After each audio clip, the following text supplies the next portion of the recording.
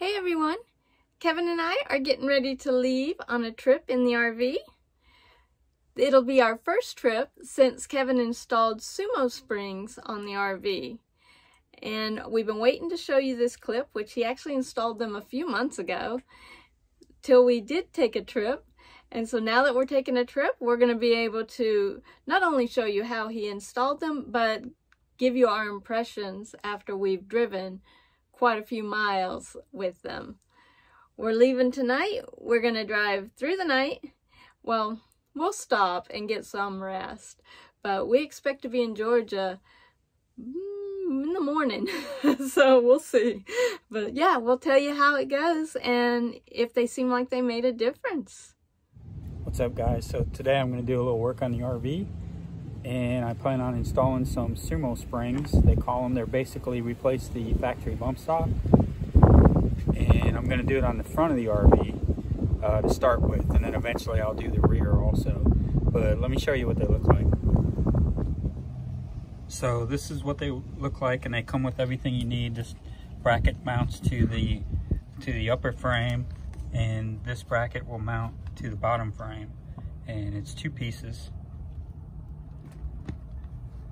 And this is the original bump stop, so you can see it's quite a bit bigger, and this is supposed to help with the sway back and forth when like a semi truck passes you, or a gust of wind or something like that, and the RV starts rocking and swaying back and forth.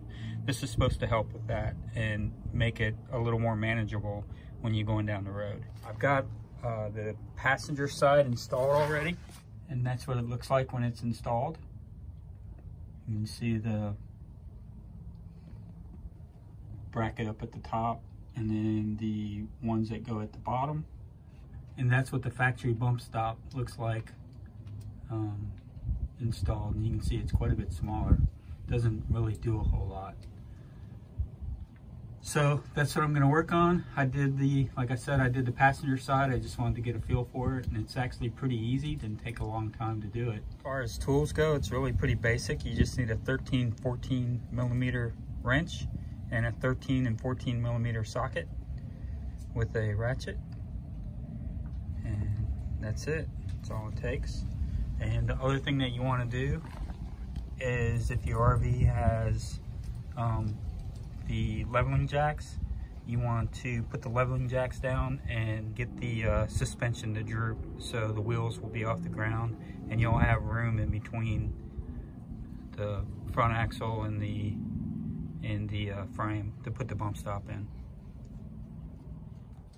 Alright, so I got the jacks down and the front wheels are off the ground, and you can see there's quite a bit more room in between the upper frame and the bottom suspension. And you can see this one here is apart now, and that's what they're going to look like once you get them installed. So the hardest part of this whole thing is figuring out where you fit under here to be able to reach everything. But other than that, it's a pretty easy process. Alright, so the first thing you want to do is you're going to put this bracket up, and you're going to use the factory bump stop bolt to do that. And I don't know if I'm going to be able to reach it. And you can see on this bracket there's two little notches. They're gonna sit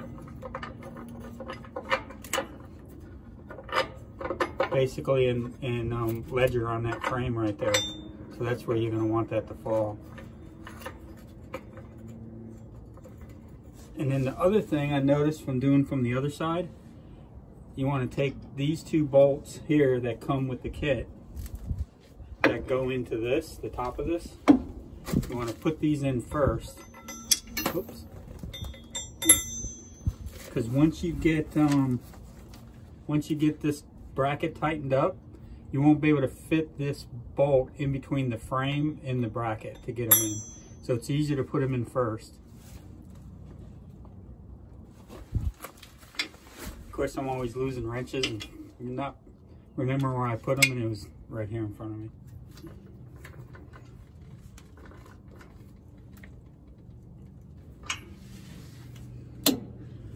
All right, so that's it for the bracket. Now the next thing is lining up There are several holes on the top of this, but we're going to use this one and this one to mount this.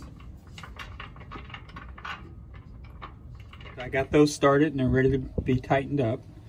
And also I want to mention the factory bump stop hardware is 13 millimeter. And then everything that came with the kit is 14 millimeter. So the only thing you're going to need the 13 millimeter for is when you remove the factory bump stops and when you install the bracket for the new bump stop or super spring.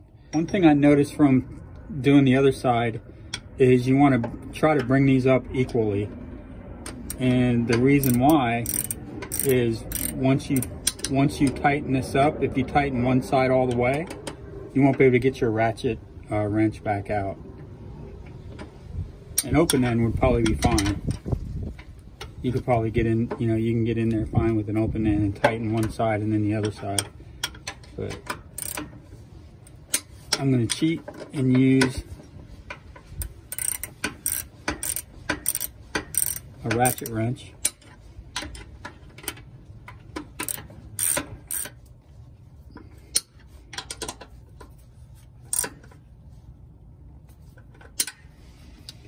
So that's it. The upper one is installed, and now we can move on to install the lower one.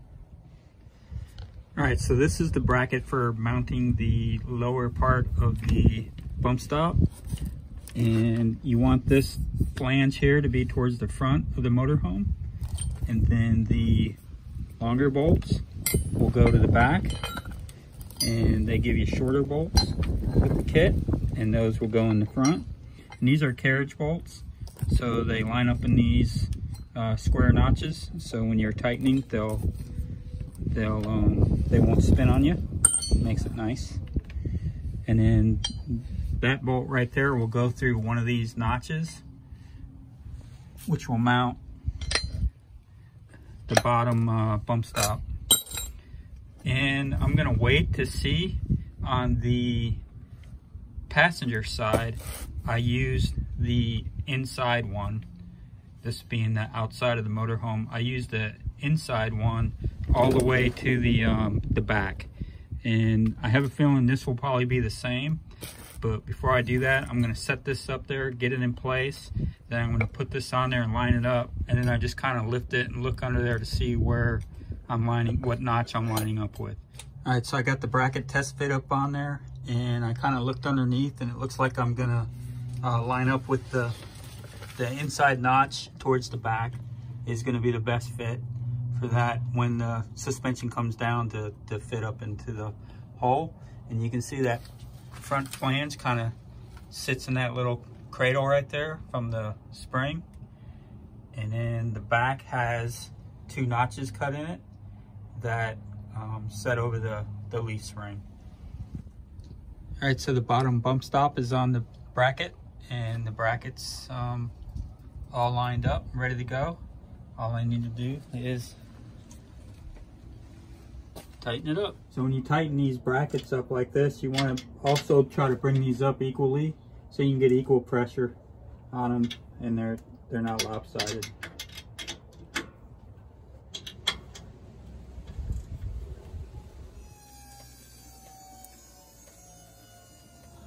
Alright guys, so that's it for this install. Both bump stops went in relatively easy, and the next time we take the RV out on a trip, we'll be able to test and see if it makes any kind of difference, and we'll let you know. So hope you got something out of this and something useful, and we'll talk to you later.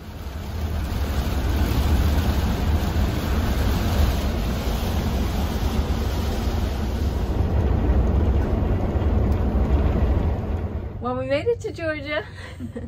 We are at the Georgia Welcome Center right now. We both got a couple hours sleep, and the night went pretty well. It was good. As far as the Sumo Springs go, I think they made a major difference. We went through one area last night when I think the winds got up to around 15 miles an hour, and it didn't feel like I was getting blown all over the road like I normally would. And then when the big trucks would pass, it didn't feel like it was you know, pushing me off the road as bad as it was. So they've definitely made a big difference, and I'm happy I did the install. Now, you just did the front ones, right? Just the front ones. Eventually I'd like to do the rear as well, and a couple other things, but yeah, I'm happy with what we did so far. So I hope you guys enjoyed the install video and it was helpful if you're thinking about installing Sumo Springs. So we are about to get back on the road and begin our adventures. So you guys will get to see that next video. We'll see you then. Bye guys. Bye.